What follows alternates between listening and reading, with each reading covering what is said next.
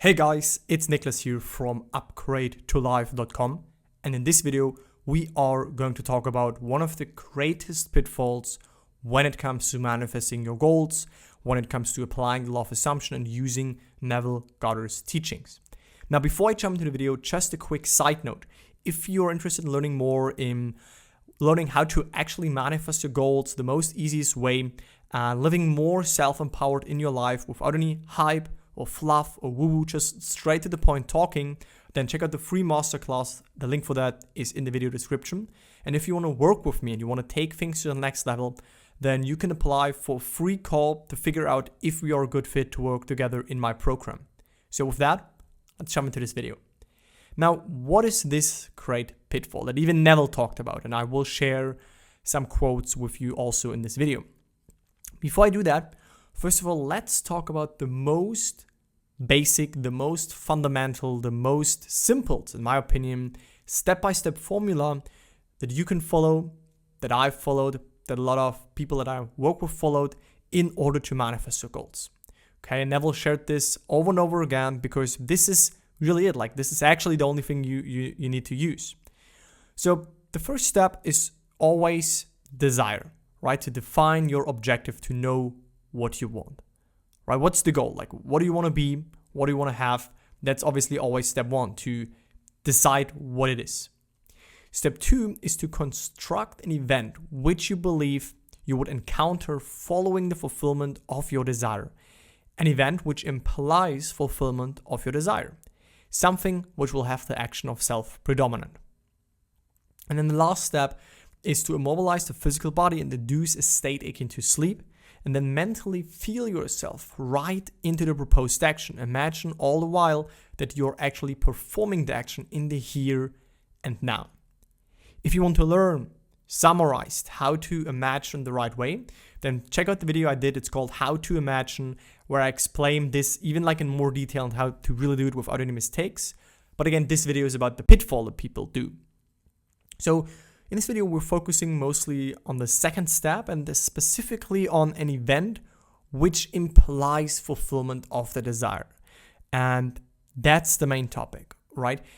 Neville over and over again said, choose something that implies fulfillment, right? He also said something which you believe you would encounter following the fulfillment of your desire. By the way, guys, if you think that this does not resonate with you, that's okay, right? Like I said, there are many techniques you can use. I remember when, you can use Isn't It Wonderful, you can use a revision. That is all great. But please keep in mind that always the main goal, what we're doing, is to bring our desire in the here and now, as already being fulfilled, as already being that internal state. That's always the goal. So don't let anyone tell you that there is only one right technique. Use whatever your preference is. But also don't let anyone tell you that like this does not work or it's all done via affirmations. It's all about your thoughts. That's also not true, right? I'm just telling you, this is a really simple formula. You can test it, you can use it. It actually always works. But if you don't like it, that's fine. So see how Neville says an event which implies fulfillment of your desire. So I want to go on and let's see what Neville says about the pitfall. So he says, one of the greatest pitfalls in attempting to use the law of assumption is focusing your attention on things. On a new home, a better job, bigger bank account, the person, the relationship, the car, it doesn't matter. But that is what people do, right? They focus on the thing. They imagine the thing and visualizing that and being really euphoric and happy and good emotions will come up. But that's not what counts. Like, that is not important. And that's not what Neville really talked about here. He said, righteousness is not the thing itself. It is the consciousness, the feeling of already being the person you want to be, of already having the thing you desire. Huge difference, right? It is to be in the feeling of the wish fulfilled. And if you don't know what this is or you don't know how to actually get into that, check out the video I did called The Feeling of the Wish Fulfilled, where I explain that. Because again, nothing to do with emotions, nothing to do with euphoric feelings. It's just this inner knowing. It can be really neutral. Don't let anyone tell you feeling is a secret means feeling with emotion. It means feeling it real, right? How to imagine correctly, and watch the video I did on my channel called How to Imagine.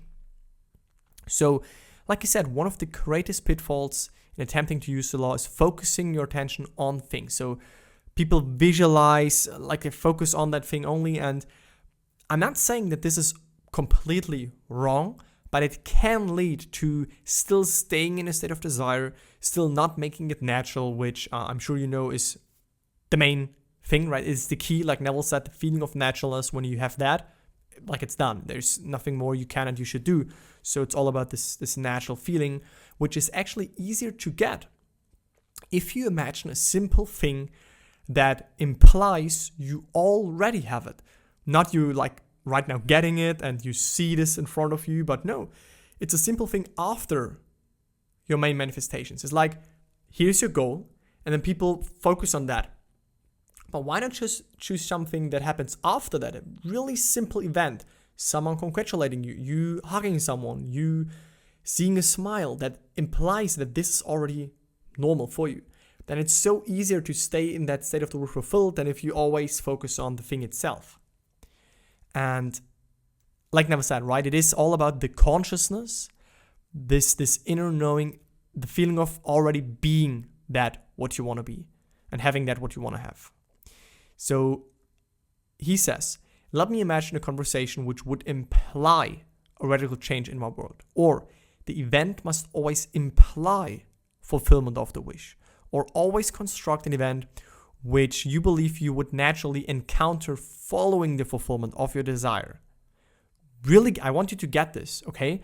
I pointed out what he all the time repeated. He said, imply fulfillment, following the fulfillment. Right, something that happens after, like your goal is there. It can be something in your day-to-day life. It can be, again, a person that would see you differently now that you have your goal. Choose something that implies the end for you. It can be a simple act. It's not that a person have to tell you, hey, like it's so awesome that you have this and that and you now live there and you have this. No, it can be just someone telling you, awesome, like you did it, or I always knew you get this. That can be it. If this implies the end for you, by you only imagining that, your true self, your consciousness, before you even imagine that, already knows what it implies for you. And it only matters what this implies for you. And then you imagine that, and then you will see how easily you shift into the state of the wish fulfilled. You make it natural, you carry this within your day-to-day life, and it manifests through your state. So that's a pitfall, right? Don't fall for this mistake. Don't think of it. Huge difference between thinking of it and thinking from it. That is what I showed you, right? If here's your goal and you think of it, then you still desire it, then you imagine the goal itself. You think of it, you're still in the state of desire, and you won't manifest it because you are in the internal state of desire. But if you go beyond that and you imagine something that implies you already have it, you start to think from it, like that this goal already happened, so it's a natural part of you. And that's the main goal, right? Don't fall for this pitfall. If you have questions or comments, just leave them down below. I always like to chat with you there. And please ask good questions. If you ask me, how can I increase my height of like an inch or so, I won't really reply to this because, guys, use the law, apply the law. You will see it as possible. I will also soon upload a video about body and appearance changes because that is a requested topic that came a lot from you guys. So thank you for your support. I highly appreciate that, and I'll talk to you in the next video. See you guys. Bye.